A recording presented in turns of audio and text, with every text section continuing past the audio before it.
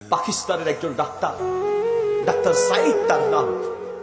তিনি নতুন করে ক্যান্সার উপরে গবেষণা করতেন এবং নতুন একটা তত্ত্বের উপরে গবেষণা করার কারণে ওনাকে অ্যাওয়ার্ড দেওয়া হবে। অ্যাওয়ার্ড এই জন্য তিনি আরেকটা দেশে যাবেন, সেই দেশে সফর করবেন এবং সেখানে তাকে পুরস্কার দেওয়া হবে। বিশাল একটা প্রোগ্রাম করা হলো। সেই দেশে পৌঁছানোর জন্য তিনি প্লেনের টিকিট কাটলেন। প্লেনের টিকিট কেটে প্লেনে উঠলেন। প্লেনটা কিছু দূর চলতে না চলতেই লোকেরা এসে বললেন যে আপনারা সবাই বেলটা শক্ত করে বাঁধেন, এই বিমান আজকে যাবে না, যান্ত্রিক ত্রুটি দেখা দিয়েছে, আমরা পাশের একটা এয়ারপোর্টে ল্যান্ড করবো। বিমানটা পাশের একটা এয়ারপোর্টে ল্যান্ড করলো। ডাক্তার সাইদ প্লেন থেকে বের হয়ে তাড়াতাড়ি চলে গেলেন ইমিগ্রেশন কাউন্টারে। গিয়ে ইমিগ্রেশন কাউন্টার অফিসারদেরকে বললেন আমার তো 3 থেকে 4 ঘন্টায় পৌঁছাতে হবে, তো পরবর্তী ফ্লাইটটা কখন? বলছে 16 ঘন্টা আগে পরবর্তীতে কোনো ফ্লাইট নেই।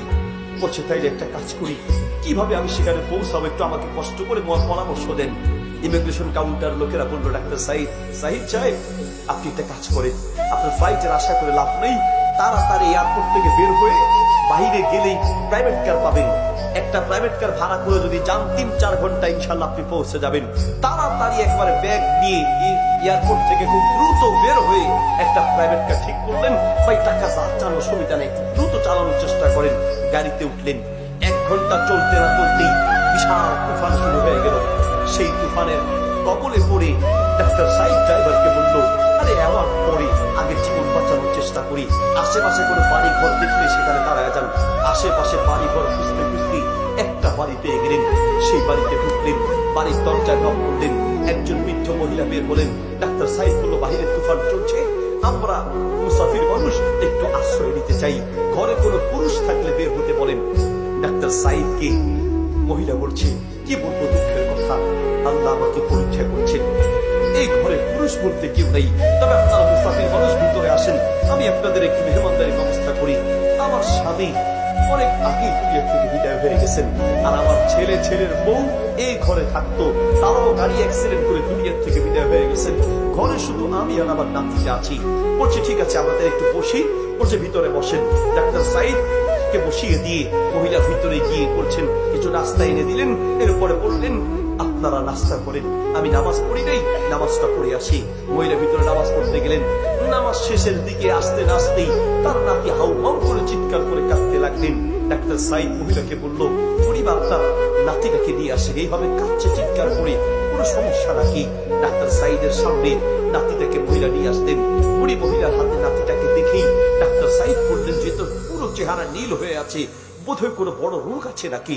বলছে হ্যাঁ বড় একটা রোগ আমার নাতির আছে, তো আপনি ডাক্তার দেখেন নাই, চিকিৎসা করেন নাই? মহিলা চোখের পানি ছেড়ে দিয়ে বলছে, কি বলেন মুসাফির ভাই, আপনাকে চিনি না, তবুও দুঃখের কথা বলি, আল্লাহ আমাকে পরীক্ষা করছেন। আমার স্বামী তো গেল, আমার ছেলে আর ছেলের বউমাও চলে গেল, আমার এই নাতিটাকে যে আল্লাহ পরীক্ষা করছেন। আমার এই নাতির একটা বড় রোগ হয়েছে, আমি এলাকার সব বড় বড় ডাক্তার দেখিয়েছি, ডাক্তাররা বলেছে এই চিকিৎসা এখানে হবে না, পাকিস্তানে নিয়ে যেতে হবে, পাকিস্তানের ডাক্তার দেখাতে হবে। ডাক্তার সাইদ বলছে তাই নাকি, তো পাকিস্তানে আপনি যান নাই? আমি নিজেও তো পাকিস্তানে থাকি। বলছে আমি কি করে পাকিস্তানে যাব, আমি একজন বৃদ্ধ মহিলা, আমার সেই তৌফিক নেই, অসুস্থ মানুষ, আর আমাকে যে ডাক্তারের কথা বলেছে তার ঠিকানাও জানি না, মোবাইল নাম্বারও জানি না, তো আমি তার কাছে কি করে পৌঁছাবো? তো আপনি যদি পৌঁছাতে না পারেন ডাক্তারের নামটাও কি জানেন না? বলছে হ্যাঁ ডাক্তারের নামটা জানি, তিনি নাকি নতুন করে ক্যান্সার উপরে গবেষণা করেছেন, আমার এই নাতির ক্যান্সার হয়েছে, ওই ডাক্তারের কথা বলেছেন, ডাক্তারের কাছে আমি কোথায় পৌঁছাবো, কি করে তাকে পাবো? তবে আমি প্রত্যেক দিন নামাজের পরে এবং নামাজের শেষদায় গিয়ে আল্লাহর কাছে দোয়া করি, আমার বিশ্বাস মানুষের পক্ষে অসম্ভব হতে পারে, ওই ডাক্তারকে মিলিয়ে দেওয়ার ক্ষেত্রে আমার পক্ষে অসম্ভব হতে পারে, আল্লাহর পক্ষে অসম্ভব বলতে কিচ্ছু নেই, ঠিক কিনা? ডাক্তার সাইদ বললেন, বুড়িমা তাহলে পাকিস্তানের ক্যান্সার বিশেষজ্ঞ যদি হয় তাহলে আমি তো চিনবো, কারণ আমি নিজেও তো ক্যান্সার উপরে গবেষণা করেছি, ডাক্তারের নামটা বলেন।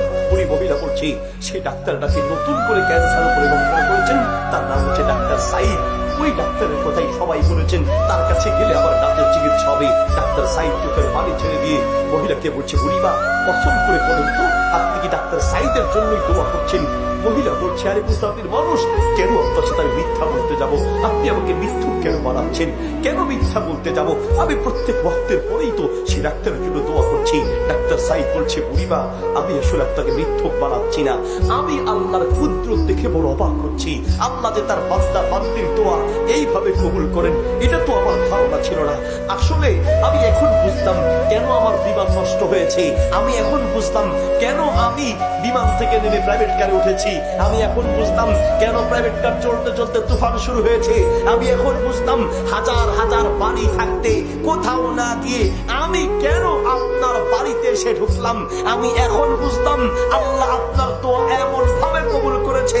আপনি যে ডাক্তার সাইদকে খুঁজছেন তার কাছে আপনাকে যেতে হয় নাই, ডাক্তার সাইদকে টেনে টেনে আল্লাহ আপনার বাড়িতে নিয়ে এসেছেন। আমি ডাক্তার সাইদ আপনার বাড়িতে উপস্থিত আছে। আল্লাহু আকবার।